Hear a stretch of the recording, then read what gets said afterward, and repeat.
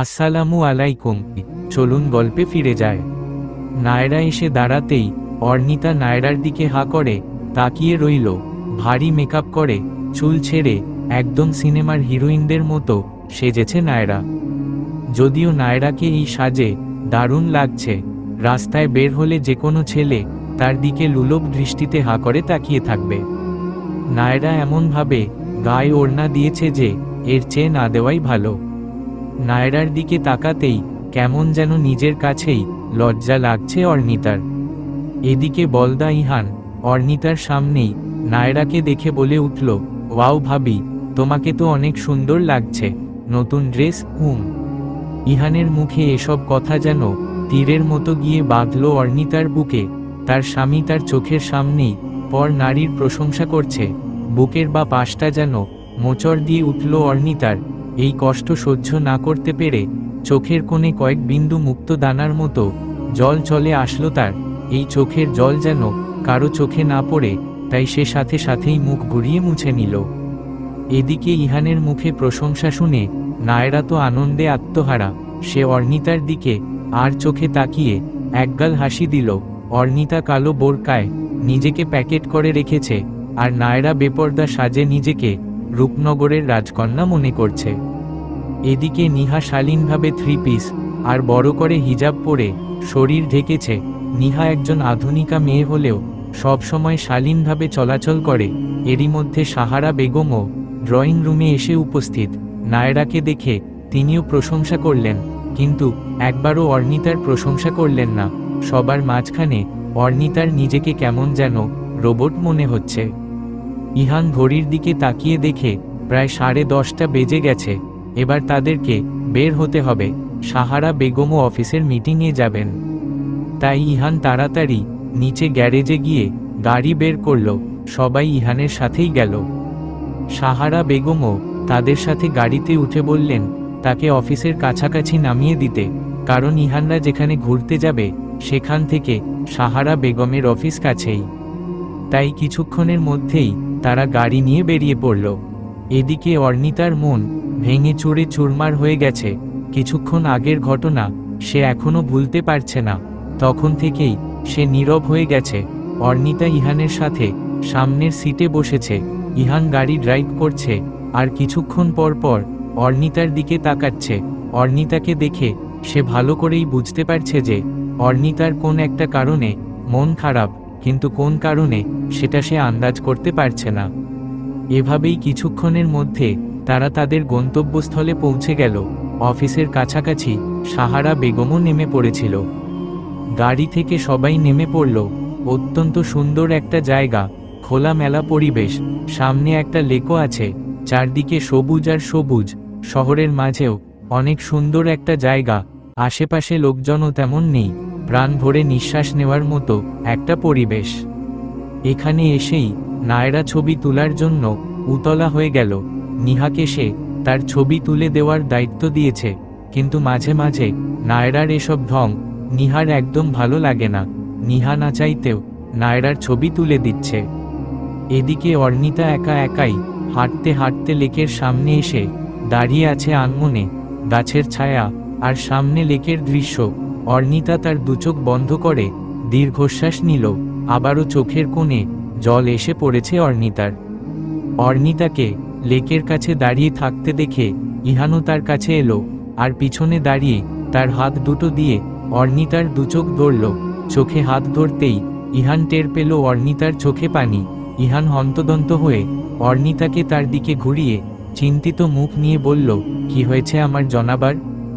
আমার জনাবা বউ পাখিটার চোখে পানি কেন? বাবার বাড়ির জন্য মন খারাপ লাগছে। আচ্ছা প্লিজ মন খারাপ করো না, আমি তো কালকেই তোমাকে তোমার বাবার বাড়ি নিয়ে যাব, আর কিছুটা সময়েরই তো অপেক্ষা। প্লিজ মন খারাপ করো না। দেখো, তোমার মন যাতে ভালো থাকে সেজন্যই তো তোমাকে এই সুন্দর জায়গাটায় নিয়ে এসেছি। প্লিজ মন খারাপ করো না। অর্ণিতা ছলছল চোখ নিয়ে ইহানের দিকে চেয়ে মনে মনে বলতে লাগলো, আমি কি করে বুঝাই তোমাকে আমার মন খারাপের কারণ? একটা মেয়ের স্বামী যদি তার চোখের সামনেই কোন পরনারীর প্রশংসা করে, এমনকি সে আগের ড্রেস পরেছে নাকি নতুন ড্রেস পরেছে সেটা নোটিশ করে, তাহলে একটা স্ত্রীর মনে যে কতটা রক্তক্ষরণ হয় তা আমি তোমাকে কি করে বুঝাই? অর্ণিতাকে নীরব থাকতে দেখে ইহান আবারও অর্ণিতাকে জিজ্ঞেস করল, কি হয়েছে বউ পাখি, কোন কথা বলছো না কেন? এরই মধ্যে নায়রা সেখানে এসেও হাজির, মানে সে ইহান আর অর্ণিতাকে কিছুতেই একা ছাড়বে না। ছবি তোলার বাহানা করে এখানেও এসে পড়েছে সে। নায়রা ইহানের হাতে তার ফোনটা দিয়ে তাকে তার সুন্দর সুন্দর ছবি তুলে দিতে বলল, কারণ ইহান সুন্দর ফটোগ্রাফি করতে পারে। ইহান নিহাকে দেখিয়ে দিয়ে বলল, ভাবি তুমি নিহাকে বলো তোমার ছবি তুলে দিতে। না ইহান, তুমিই আমার ছবি তুলে দাও। নিহা ভালো করে ছবি তুলতে পারে না, ভালো মতো কয়েকটা ছবি না তুললে আমি ফেসবুকে আপলোড দিব কিভাবে? তোমার মতো ফটোগ্রাফার দেবর থাকতে নিহাকে কেন বলবো ছবি তুলতে? ও সুন্দর করে ছবি তুলতে পারে না। এই কথা শুনে ইহান কোন উপায় না পেয়ে রাজি হয়ে গেল নায়রার ছবি তুলে দিতে। নায়রা তো মহা খুশিতে ঢং করে করে পোজ দিচ্ছে আর ইহান তার ছবি তুলে দিচ্ছে।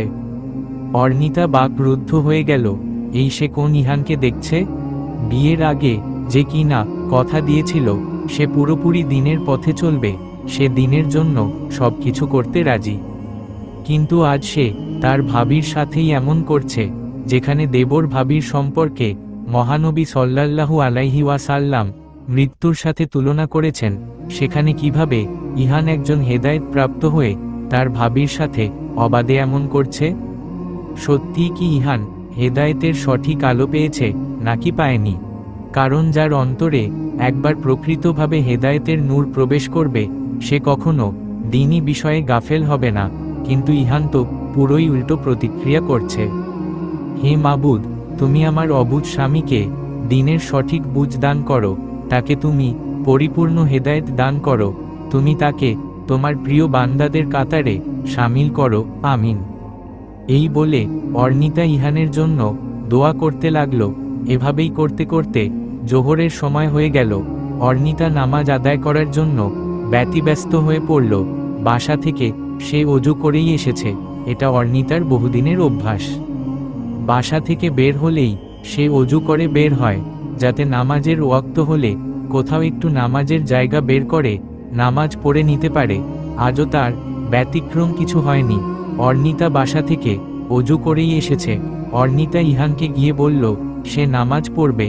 নামাজের কথা শুনে ইহান অর্ণিতাকে বলল, এখানে তো নামাজের তেমন কোন ব্যবস্থা নেই, তাহলে কোথায় নামাজ পড়বে তুমি, আর অজুই বা করবে কিভাবে? এভাবেই করতে করতে জোহরের সময় হয়ে গেল। অর্ণিতা নামাজ আদায় করার জন্য ব্যতিব্যস্ত হয়ে পড়ল। বাসা থেকে সে অজু করেই এসেছে, এটা অর্ণিতার বহুদিনের অভ্যাস। বাসা থেকে বের হলেই সে অজু করে বের হয়, যাতে নামাজের ওয়াক্ত হলে কোথাও একটু নামাজের জায়গা বের করে নামাজ পড়ে নিতে পারে। আজও তার ব্যতিক্রম কিছু হয়নি। অর্ণিতা বাসা থেকে অজু করেই এসেছে। অর্ণিতা ইহানকে গিয়ে বলল সে নামাজ পড়বে।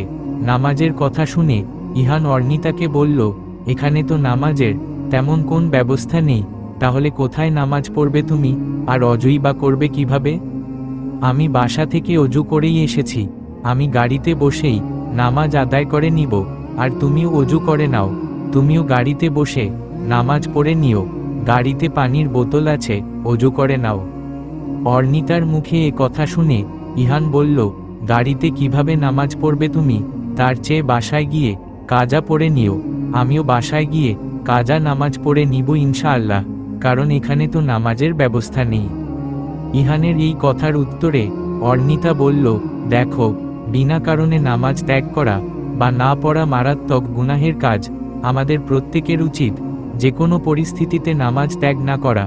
আর যেহেতু এখানে সুন্দর মতো নামাজ পড়ার কোন পরিবেশ নেই, সেহেতু কষ্ট করে হলেও গাড়িতে বসেই নামাজ আদায় করতে হবে। অর্ণিতার এ কথা শুনে ইহান বলল, গাড়িতে কিভাবে নামাজ পড়ব? আমি তো এর আগে কোনোদিন গাড়িতে বসে নামাজ পড়িনি, তাই জানিও না কিভাবে পড়তে হয়। তুমি টেনশন করো না, আমি শিখিয়ে দিচ্ছি। প্রথমে গাড়িতে কিবলামুখী হয়ে বসতে হবে, তারপর রুকু সেজদার সময় ইশারায় রুকু সেজদা করতে হবে, মানে না দাঁড়িয়ে বসে বসে মানুষ যেভাবে নামাজ আদায় করে ঠিক সেভাবেই গাড়িতে বসে নামাজ আদায় করতে পারবে। এই বলে অর্নিতা ইহানকে সবকিছু বুঝিয়ে দিল। তারপর তারা দুজনেই এক এক করে নামাজ আদায় করে নিল। নামাজ পড়ে মনটা কিছুটা হালকা লাগছে অর্নিতার। বুকের মধ্যে এতক্ষণ যে চাপা কষ্ট জমাট বেঁধেছিল সেটা কিছুটা হালকা হয়েছে তার, কারণ পৃথিবীর সমস্ত সুখ তো লুকিয়ে আছে রবের সান্নিধ্যে। অর্নিতা তার মনের সব কষ্ট রবের নিকট পেশ করে নিজেকে হালকা করে নিল। এভাবে সারা দিন বাইরে কাটিয়ে খাওয়া দাওয়া করে ইহান সবাইকে নিয়ে আসরের সময় বাসায় চলে এলো।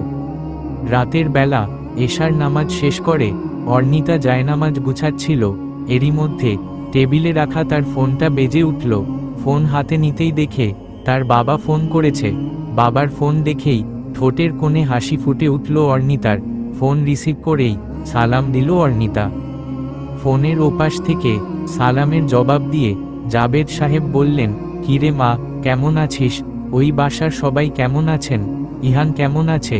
আজকে সারাদিন ব্যস্ততার কারণে তোকে ফোন দিব করেও দিতে পারিনি। তোর কথা অনেক মনে পড়ছিল রে মা।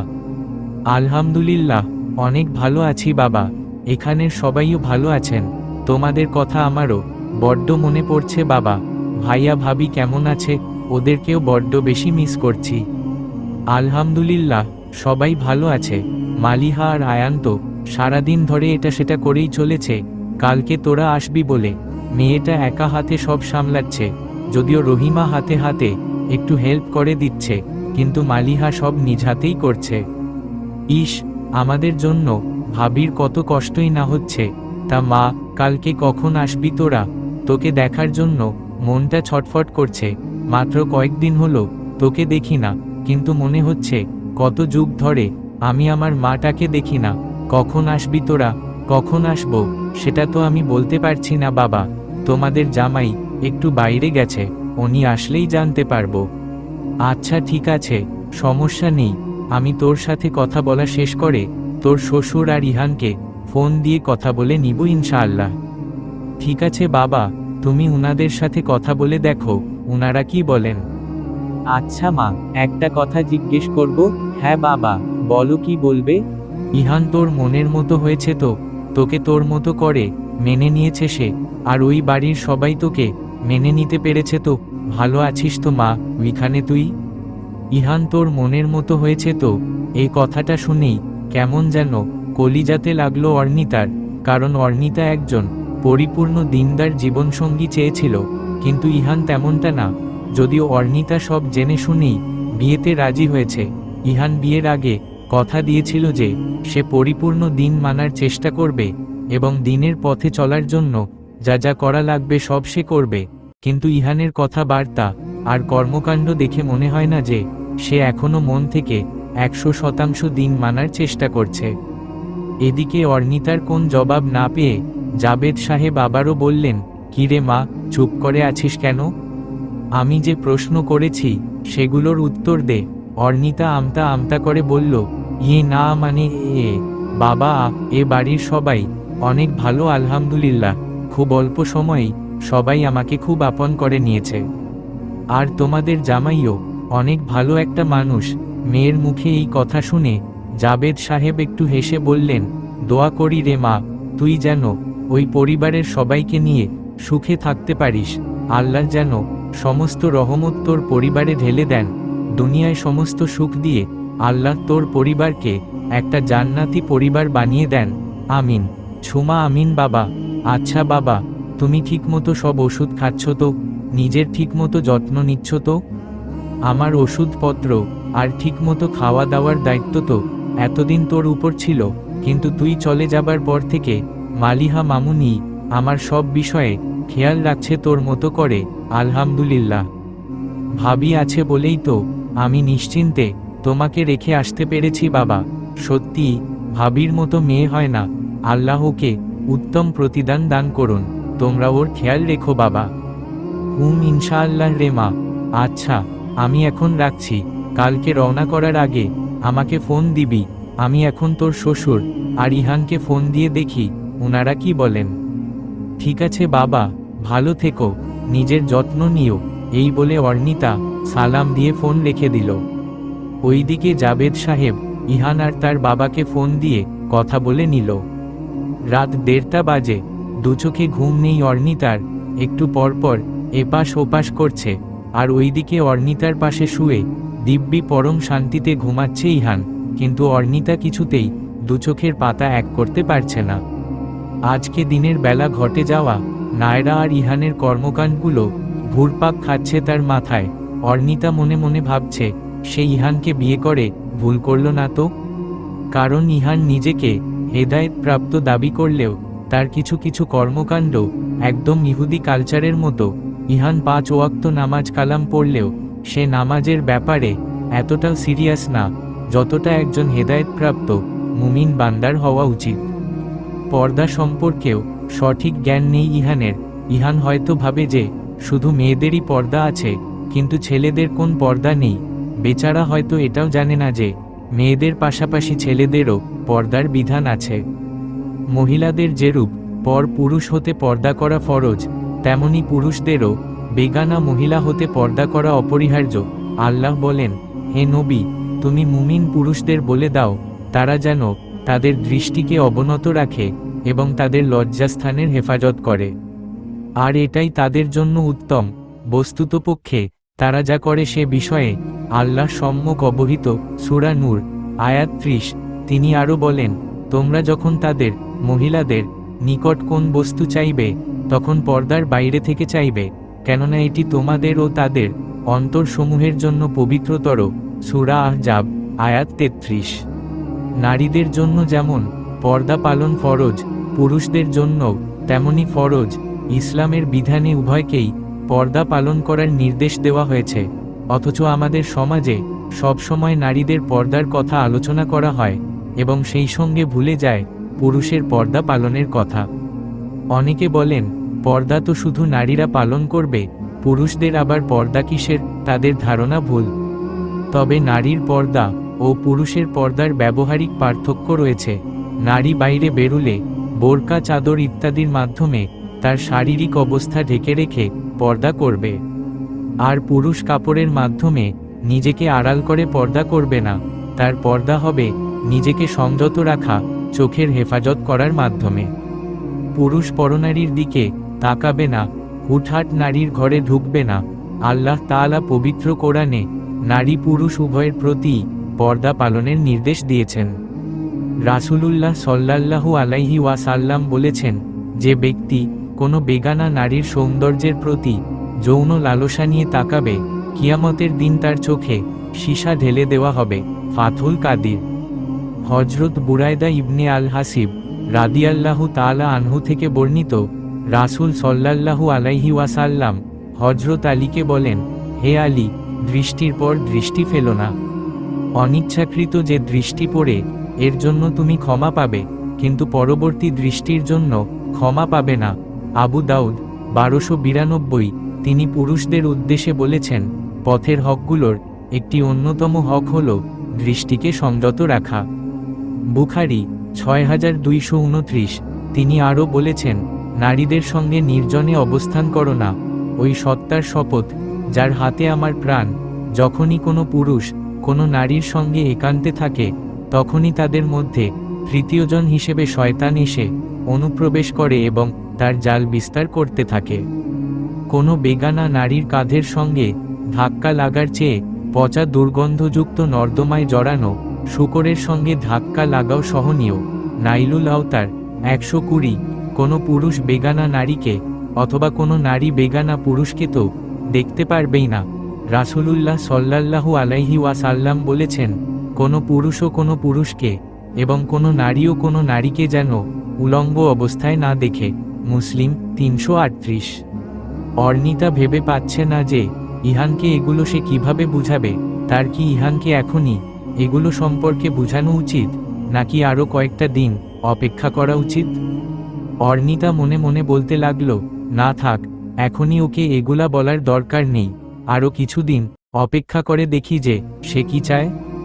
সে কি আসলেই পর্দা সম্পর্কে জানে, নাকি না জেনে এমন করছে।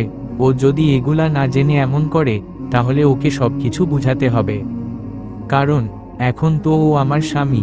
তাকে ভালো মন্দ বুঝানোর দায়িত্ব তো আমার, আর আমি ভালো করে বুঝালে হয়তো সে ঠিকই এগুলো বুঝবে আর সব বিধানগুলো সঠিকভাবে পালন করবে ইনশাআল্লাহ।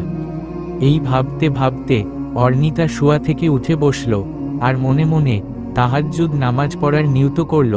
অর্ণিতা প্রায় প্রতিদিনই তাহাজ্জুদের নামাজ আদায় করে, তবে মাঝে মাঝে মিস হয়ে যায়, কিন্তু আজ থেকে সে নিয়ত করেছে তার স্বামীর হেদায়েত কামনা করে সে প্রতিদিন তাহাজ্জুদের নামাজ পড়বে।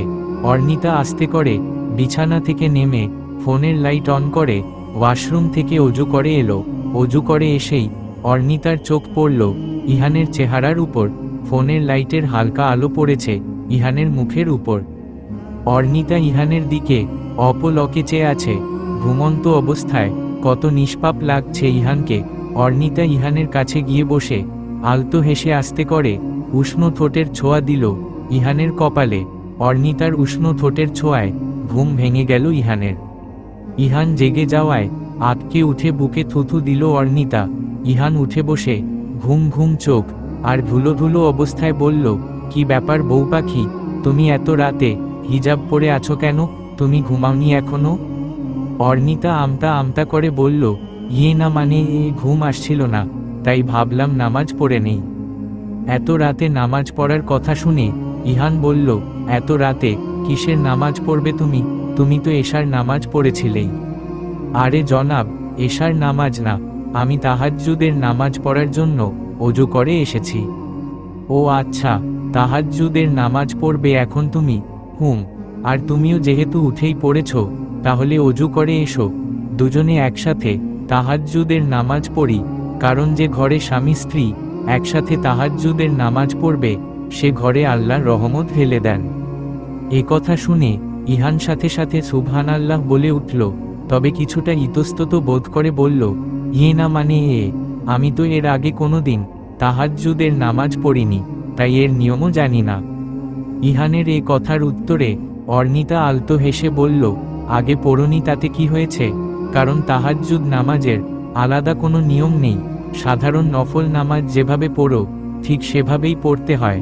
ও আচ্ছা, বুঝতে পেরেছি, তাহলে তো কোনো সমস্যা নেই, আমি এক্ষুনি অজু করে আসছি, তুমি একটু ওয়েট করো। এই বলে ইহান জলদি করে অজু করে চলে এলো। তারপর তারা দুজনে একসাথে তাহাজ্জুদের নামাজ পড়ে নিল। নামাজ শেষে জায়নামাজে বসা অবস্থাতেই ইহান অর্ণিতাকে তার কাছে টেনে নিয়ে দুহাত দিয়ে দুই গালে আলতো করে ধরে চোখে চোখ রেখে বলল, কি হয়েছে আমার বউ পাখিটার? কেন তোমার ঘুম আসছিল না? একটু বলো তো আমাকে। ওই বাড়ির সবার জন্য মন খারাপ লাগছে? থাক, মন খারাপ করো না। বাবা রাতে আমাকে ফোন দিয়েছিলেন এটা জানার জন্য যে আমরা ওই বাড়িতে কখন যাব। আমি উনাকে বলে দিয়েছি যে আমরা কাল সকালের নাস্তা করেই ওই বাড়ির উদ্দেশ্যে রওনা করব। এই তো আর কয়টা ঘন্টা বাকি, তারপরেই তোমাকে ওই বাড়িতে নিয়ে যাব। অর্ণিতা কোন কিছু না বলেই ইহানের চোখের দিক থেকে তার চোখ সরিয়ে নিল। কি হলো বউ পাখি, তুমি কি আমার কোনো কথায় রাগ করেছো বা কষ্ট পেয়েছো? অর্ণিতা অনেক কিছু বলতে গিয়েও থেমে গিয়ে বলল, না না, আমি তোমার কোন কথায় রাগ করিনি, সব ঠিক আছে। আচ্ছা ঠিক আছে, তাহলে উঠো তাড়াতাড়ি, এখন একটু ঘুমিয়ে নাও, ফজরের সময় তো আবার উঠতে হবে, আবার সকালের নাস্তা খেয়েই ওই বাড়ির উদ্দেশ্যে রওনা দিতে হবে। একটু ঘুমিয়ে নাও, নয়তো শরীর খারাপ করবে। আচ্ছা ঠিক আছে। এই বলে অর্ণিতা জায়নামাজ থেকে উঠে সেগুলো গুছিয়ে শুয়ে পড়ল। কিন্তু অর্ণিতা আন্দাজও করতে পারছে না যে কাল সকালে তার জন্য কি ধরনের নাটক অপেক্ষা করছে। চলবে ইনশাআল্লাহ। গল্পটি ভালো লাগলে লাইক করে দিন। আমাদের পরবর্তী গল্প সবার আগে পেতে চাইলে চ্যানেলটি সাবস্ক্রাইব করে রাখুন। কে কোথায় থেকে গল্পটি শুনছেন প্লিজ কমেন্ট করে জানাবেন। আসসালামু আলাইকুম।